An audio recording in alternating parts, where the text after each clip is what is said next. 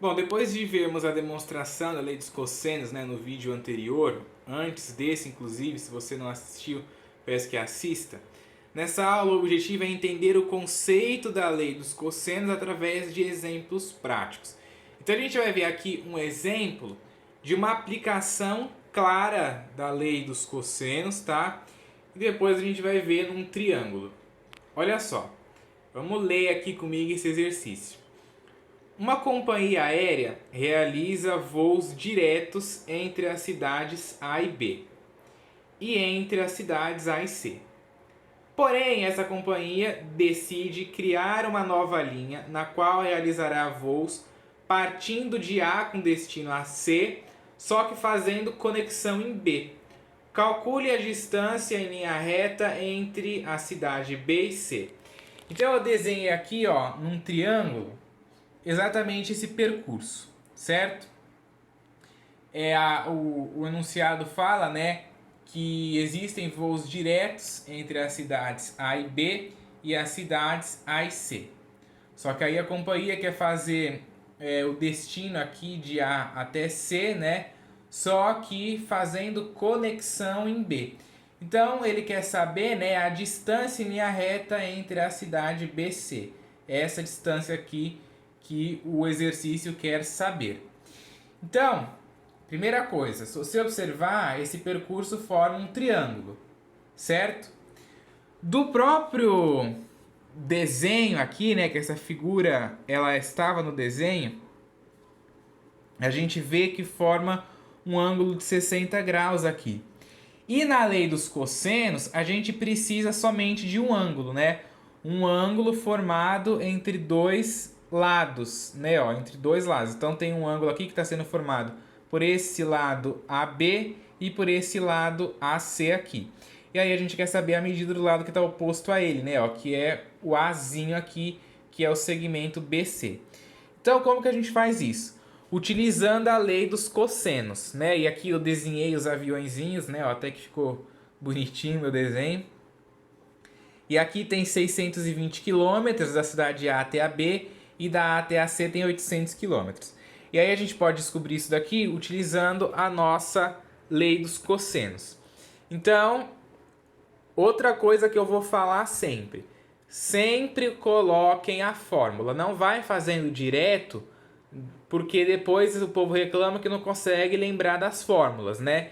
Então, toda vez que for fazer o exercício, coloque a fórmula. Porque aí você vai aprender e não vai esquecer nunca mais. Toda vez que você fazer exercício, se você colocar, eu tenho certeza que não vai esquecer tão cedo. Pode esquecer, lógico, porque essas coisas, né? Se você não mantém mexendo sempre, se você não fica fazendo sempre, você esquece. Mas até a prova, até o Enem, por aí, se você fizer várias vezes isso aqui, tenho certeza que ninguém vai esquecer. Ok? Então a gente faz a substituição, ó. Como aqui a gente tem o triângulo ABC, o lado que está oposto ao ponto A, né, é o Azinho. O que está oposto ao ponto B é o Bzinho. E o que está oposto ao ponto C é o Czinho. Aí a gente faz a substituição. A lei dos cossenos é um lado qualquer ao quadrado igual a soma dos outros dois lados ao quadrado menos o dobro desses dois lados aqui vezes o cosseno do ângulo formado entre eles. Então vamos lá. O Azinho é o que eu quero descobrir, ó. Tá vendo? Então eu copio ele. O Bzinho é o 800, ó. O Bzinho que está oposto ao ponto B vale 800. Então tá aqui. Outra coisa, como a gente tem somas e multiplicações também, não importa se você mudar as letras, né? Se você colocar, por exemplo, em vez de colocar 800, colocar o 600 aqui e o 800 aqui, não importa, tá? Não vai mudar nada.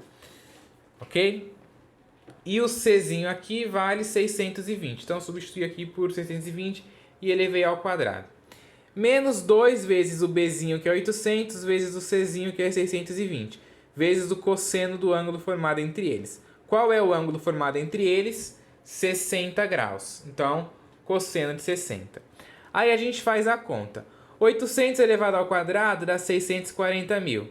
620 elevado ao quadrado dá 384.400. O cosseno de 60 aqui, ó, é 1 sobre 2. E na hora que você faz essa multiplicação, menos 2 vezes 800 vezes 620 dá 992 mil, desculpa. E como tem a regra sinal, né, menos com mais dá menos, menos com mais, menos. Então o sinal aqui fica negativo e o cosseno de 60 é meio, certo? Aí eu fiz essa soma. 640 mil mais 384.400 dá 1.024.400. E aqui essa multiplicação aqui, você pode escrever tudo em forma de fração, né, ó. Deixa eu pegar a caneta aqui. Você pode escrever tudo em forma de fração e multiplicar. 992 mil, né? Peraí, eu coloquei o valor certo aqui ou eu coloquei o valor diferente? 992 mil, tava vendo que por isso que eu não tava... Está faltando um zero aqui, ó. Está faltando um zero. Agora sim. 992 mil. E aí depois você multiplica em cruz, né? Depois que você colocou aqui, multiplica em cruz não, né? Multiplica, é uma multiplicação, numerador com numerador, denominador com denominador. Isso aqui, 992 mil vezes 1 dá 992 mil, 1 vezes 2 dá 2. E aí, 992 mil dividido por 2 dá 496 mil. E aí, subtraindo aqui, ó, 1.024.400 menos 496 mil dá 528.400. E aí esse quadrado que está aqui no A, ó, ele passa como sendo a raiz quadrada. E aí vai ficar a raiz quadrada de 528.400, que dá aproximadamente 726,91. Aproximadamente, porque raízes quadradas que não são quadrados perfeitos, a gente sempre trabalha com aproximações, né? Porque o valor dela exato é um valor infinito, ok? Portanto, a distância entre B e C é aproximadamente 726,91 quilômetros, ok? Então esse exercício é um exercício de aplicação aí, né? Bem interessante. Claro que assim, eu não teria problema nenhum em deixar as pessoas utilizarem calculadora, né? Principalmente porque esses números muito altos, você ficar fazendo essas contas muito altas na mão, você vai demorar aí muito tempo, né?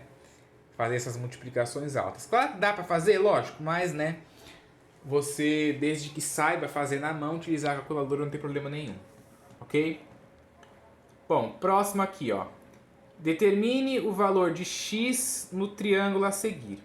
Então a gente tem esse triângulo aqui, aí eu coloquei o valor dos lados, ó, A, B e C, certo? O que está oposto ao A é o Azinho, o que está oposto ao C é o Czinho, o que está oposto ao B é o Bzinho. E aí esse segmento aqui, que é a hipotenusa, né, porque a gente está num triângulo retângulo, vale 16, e o cateto oposto aqui, desculpa, o cateto adjacente ao 56 é 10, certo? E aí o exercício quer saber a medida de x aqui. Então vamos lá, vamos utilizar a lei dos cossenos. Qual que é a lei dos cossenos? Um lado ao quadrado é igual à soma do quadrado dos outros dois, menos o dobro do produto desses dois lados, vezes o cosseno do ângulo formado entre eles. Então a gente tem aqui, ó, os dois segmentos, ó, o segmento AB e o AC formam um ângulo de 56 graus, e eu quero saber essa medida aqui. Então vamos começar a fazer a substituição. O Azinho vale x, é o valor que eu quero saber. O Bzinho tá aqui, ó, oposto ao ângulo do B aqui, que vale 10. Então, Bzinho, 10 ao quadrado. O Czinho vale 16. Então, 16 ao quadrado, menos 2 vezes o B, que é 10, vezes o C, que é 16. E o cosseno do ângulo formado entre eles, ó, o ângulo formado entre eles é 56. Então, vamos pegar o cosseno de 56. Aí vamos fazer a conta. 10 ao quadrado dá 100, 16 ao quadrado dá 256. Esse produto aqui eu copiei e o cosseno de 56 é 0,559. E aí agora a gente faz as contas aí. 100 mais 256 dá 356, menos 2 vezes 10 vezes 16 e vezes 0,559 vai dar menos 178,88, tá? Essas multiplicações aí também, mesma coisa, né? Você pode fazer na mão, pode fazer na calculadora. É interessante que saiba fazer na mão, né? Porque como eu falo, numa prova externa você não vai ter calculadora, mas numa prova externa eles não costumam colocar exercícios com valores muito grandes assim, né? Eles colocam os valores menores para facilitar nas contas, dependendo aí também de onde você estiver, certo?